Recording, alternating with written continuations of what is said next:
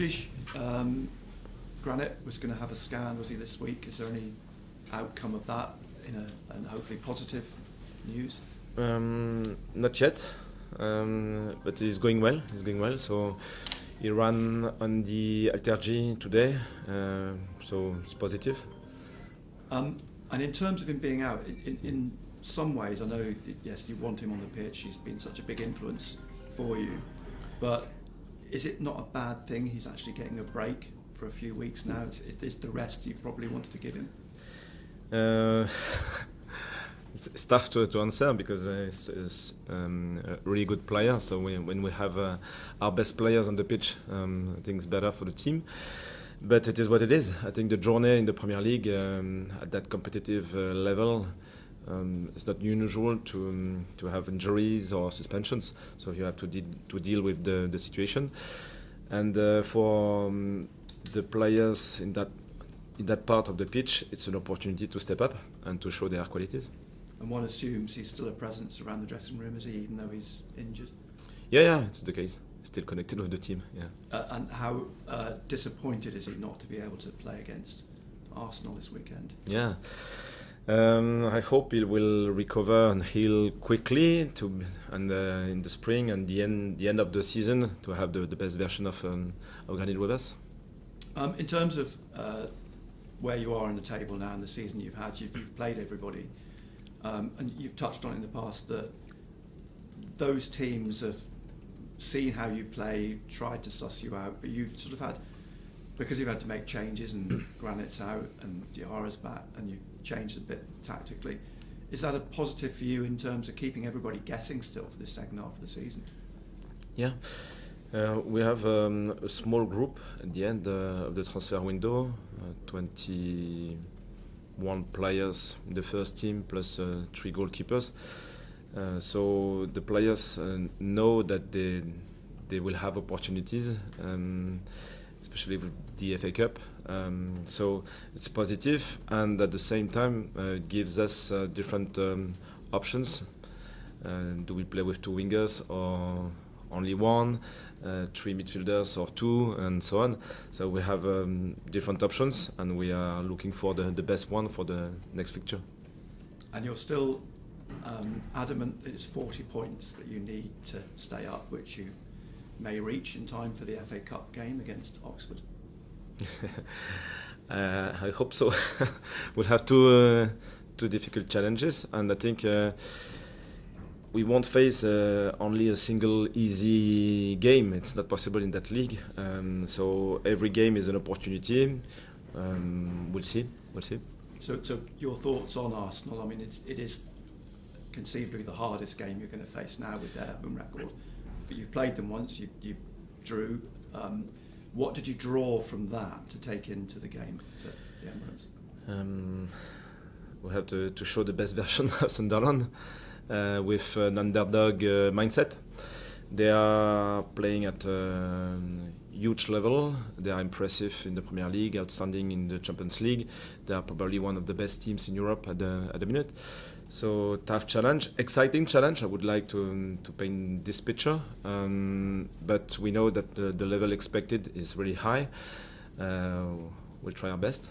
Do you quite like that underdog tag, because it takes the pressure off you, doesn't it, going into the game? Yeah, for sure, because we are a newly promoted side. I think if we keep this mindset, we stay humble.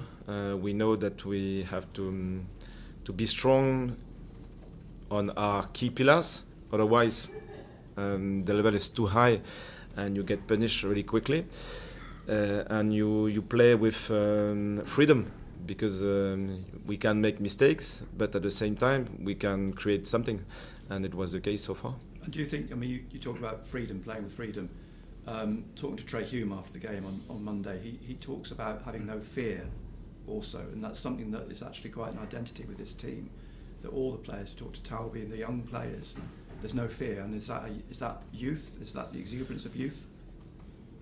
Maybe, or it might be the identity of the club as well. We spoke early in the season about the different challenges.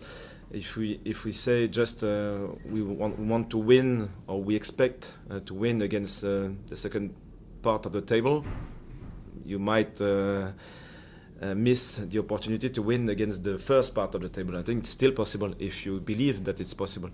So you have to have this confidence, this belief against those kind of teams. But on the other side, you have to think that you won't face an easy squad, and you have to give everything to win a single point.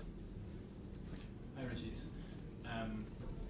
36 points, I mean, enough points in each of the last 10 seasons for a team to be safe.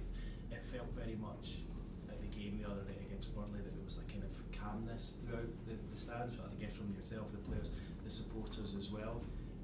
Do you feel safe in the league? Not yet. I think we don't want to have this feeling, because to stay ambitious, you have to chase something. So at the minute, this first target is our main target, if we think about the beginning of the season. And if we can keep this mindset with this ambition, and this energy to win points, I think it's the right mindset for it to be competitive here. I missed the very start there. I wasn't sure what you said. Did you say Granit was? Did you say it was running on the treadmill or running it? Yeah, treadmill. On the treadmill. Yeah. Have you had conversations with him, and do you sense just how disappointed he is to miss this game, because the home match against Arsenal, it looked like it meant so much to him. I guess it would be even more for him to play down there. Yeah, I think it is what it is. You have to accept the situation, and now he's a player of Sunderland, so he wants to play probably at home and away everywhere. So it's a shame, but it's football. And your new signing on deadline day, Nelson Aguero, is he? Am I right in saying he's in? Not yet. Today? Probably this evening. Yeah. Okay. So what's the sort of short-term plan for him? I'm guessing Saturday would come too soon. What's the plan for him being involved? We'll see when he will be with us. He played a lot, so he's fit. Now it's a question of connection with his teammates, with the squad. Could be quick. I hope it will be the case. We'll have an interesting week next week, so we expect him to be available. So there is a chance for Saturday? Yeah, absolutely. Yeah. And something you said after the match on Monday, you talked about the leaders, and I think you said when you lose a great leader like Granit, other leaders need to step up and take that. Have you noticed that, and who in particular do you think has stepped up? I think it's often the spine of the squad who was involved, but even in the triangles and substructure, it's still important to have voices. So it's more now we had to split this leadership. You can't build a strong leader as Granit in 1 sec. It doesn't exist. It's not the process.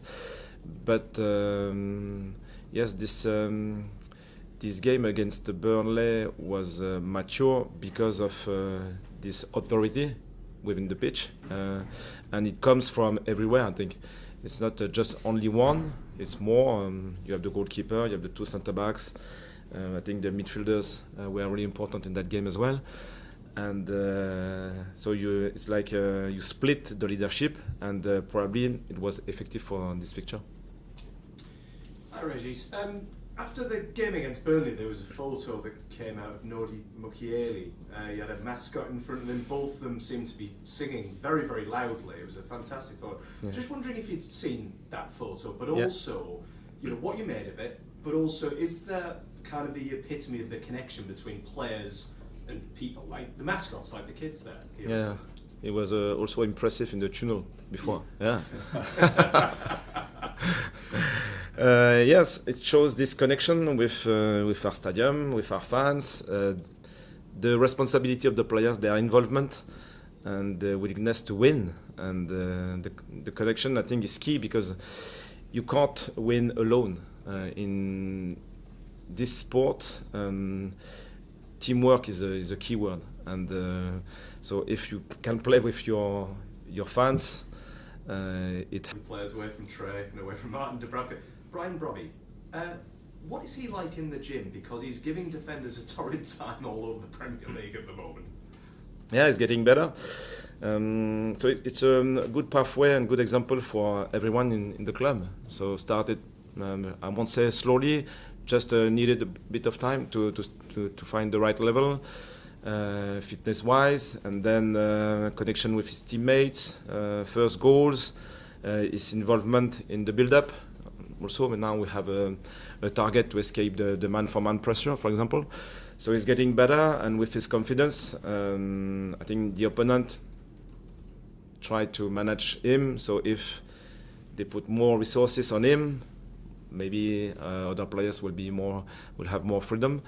And this connection is very interesting to build up the play. So game after game is getting better, and I hope it won't stop.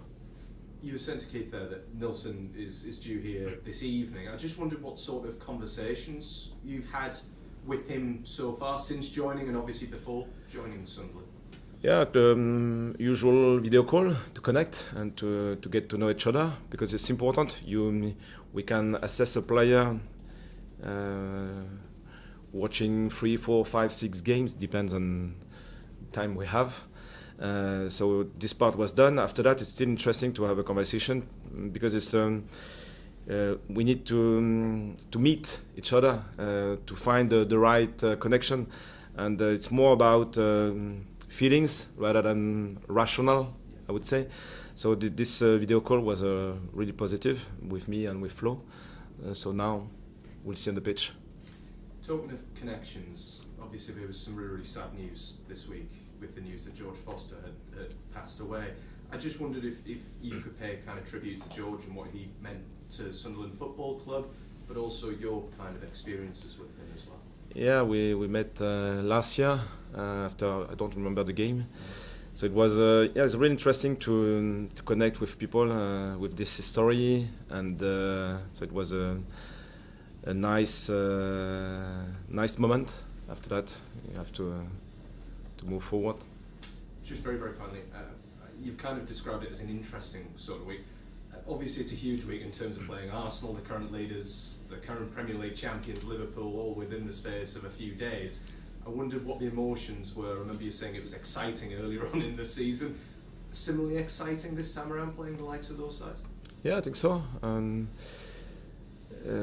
We need big challenges to grow, because just to reach the limit and to find the solution, to work together, and because you have to be creative, you have to go deeper in order to win something against this kind of team.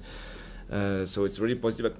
I'm not sure that you can repeat every week, but twice in the same week.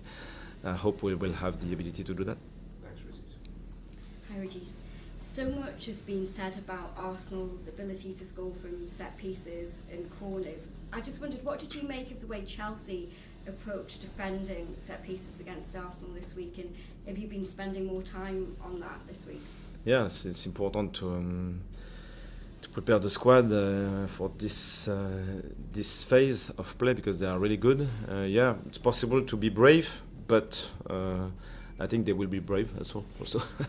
So you can try once to disturb their setup. You can move 3 or 4 players, okay, once, but I think they will react really quickly to fix this problem. And they have the ability to threaten in the first phase. So the second phase is another story, I would say. Yeah, they are at the best in that part of the game, but it's not the only one. So we'll have to manage the full game. Yeah. And in what has been a season that continues to defy a lot of people's expectations, away form has kind of been the Achilles heel. I guess how close do you feel to kind of solving that issue? Don't know. It's not an easy fix, because the story is always different. The scenario is always different. The opponent is always different. Probably our starting 11 and our finishers are different as well. So it's a new story. The facts are facts. We are better at home than away from home. Okay, but we want to stay ambitious and we don't want to give up. So probably the question of our first half is very important. When we played at West Ham, Brentford, we had the opportunity to switch the game at Brentford, but we missed this opportunity. At West Ham it wasn't enough. We'll see it against Arsenal, but it will be another game. Régis, to sort of draw two strands together, I understand what you say about 40 points, but there is not a great deal of pressure of the league table on you when you go here. So can you go into this game and, I'll say enjoy it, but by enjoy it I mean can you go there with no fear, as you mentioned earlier? Yeah, probably, yes, I think so. It's important to recognize the level of our opponent, but doesn't mean that you won't play your game. So it's a balance. So you know that we'll have to reach our limit, but if we work hard, we are composed, well organized, smart, we'll have one or two opportunities. We won't have a lot, but in that kind of a game, it was the case at Chelsea, for example, you have to seize them and to be clinical, otherwise it will be tough. And because you've had a series of good results against the teams, the more established top end of the table teams, does that cement the mindset that nothing is impossible? Absolutely. We showed it from the beginning, so keep going. Yeah. That's cameras up, please, guys. Philip.